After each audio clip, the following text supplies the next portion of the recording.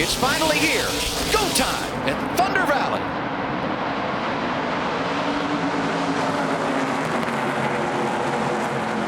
How about the best word that Christian Eckes has heard today? Clear. And what about that launch? You said it, Phil. The outside seems to launch better. He launched and he got right to the bottom. That tells you two things. You can launch better on the outside, but you want to get to the bottom as soon as you can. One more thing that I'm really interested in watching early is that 42 truck of Carson Hocevar. When he qualified, absolutely out of control and still got the second fastest time.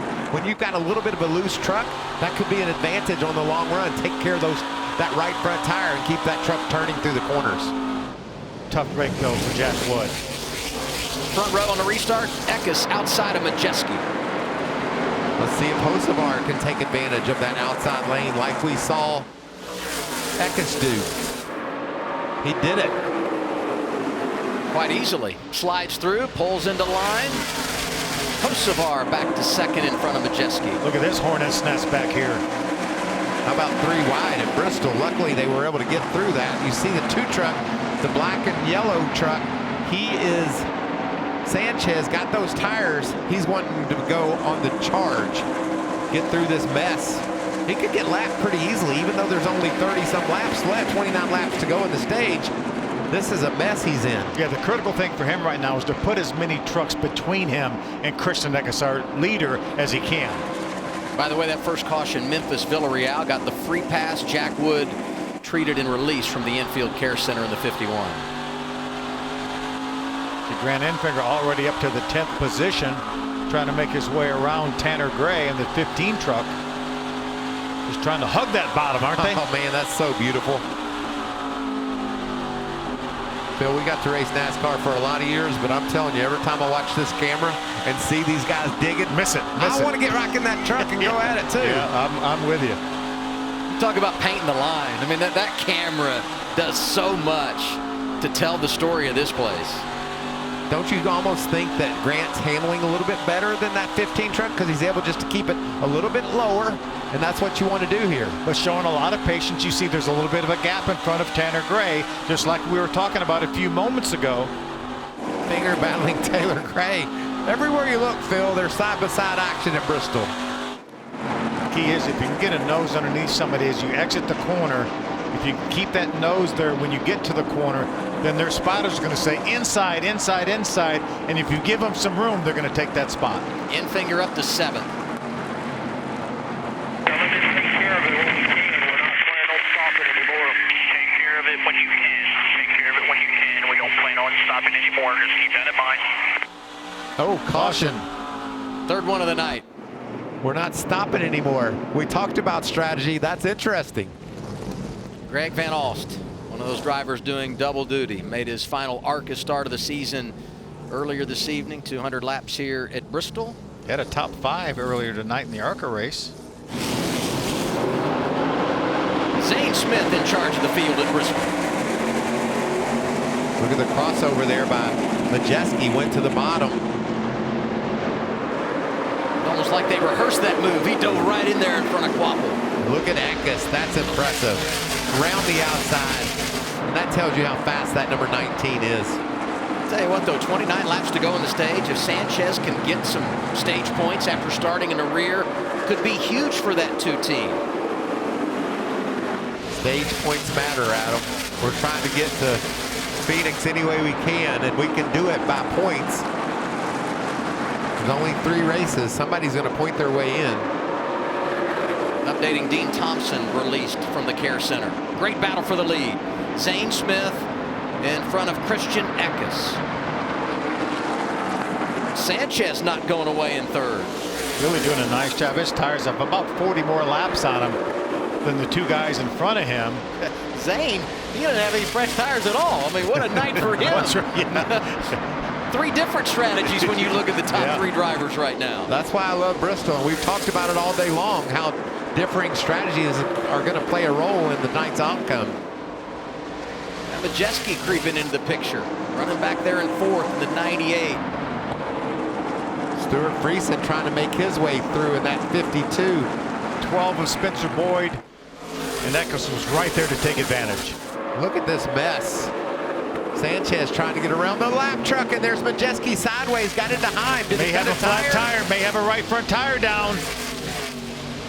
I think he does. Mike, look at that right front tire, Michael. Won this race a year ago.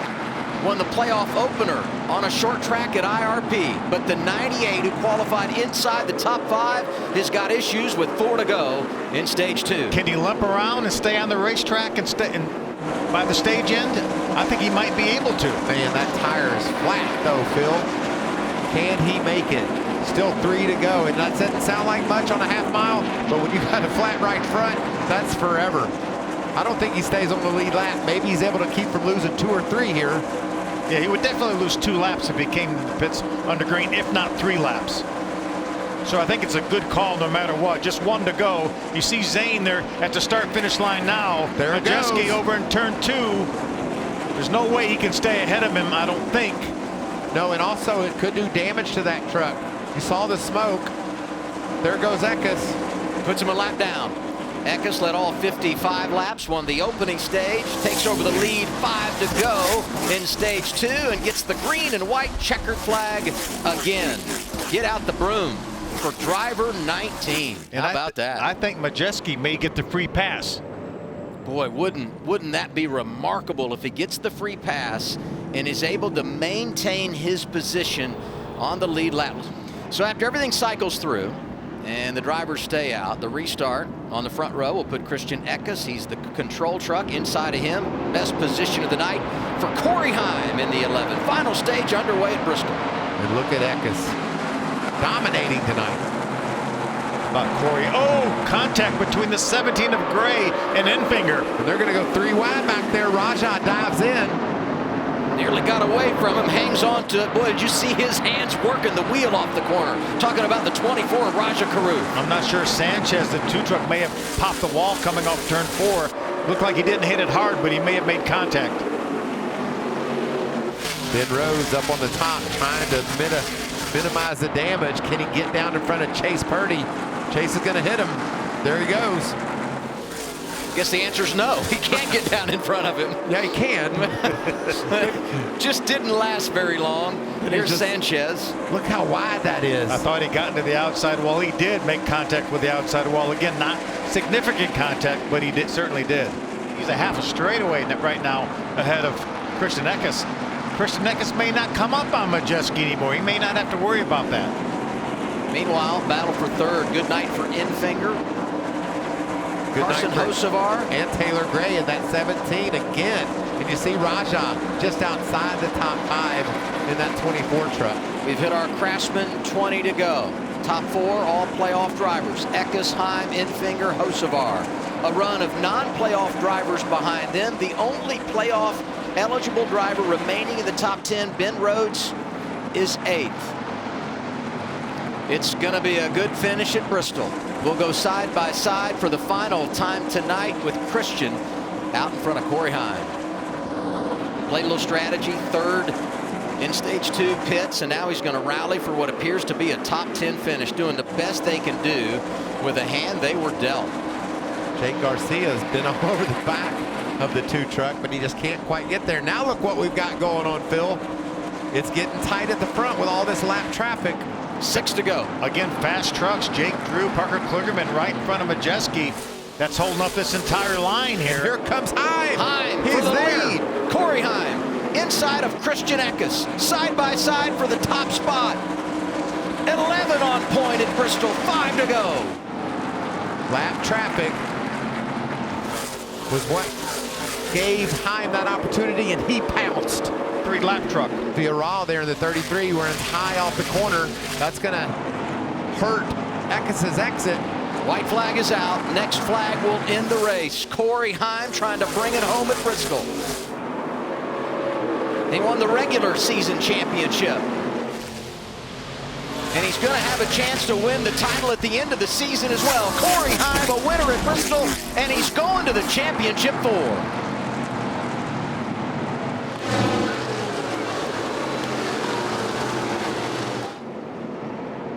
Boys, boys, it ain't over till it's over. Sure isn't. And that's Bristol right there. Just so heartbreaking for Christian Eckes. So dominant, as you said, Adam.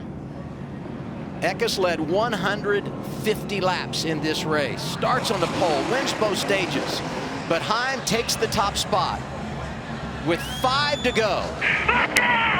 Leads 6 total laps.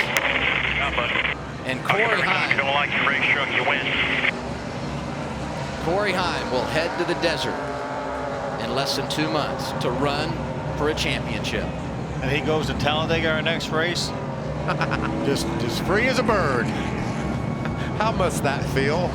I mean, I don't care if you are Christian Eckes, second in the points, 29 ahead of the elimination line. You're worried right now. You just know what's next. That's Talladega.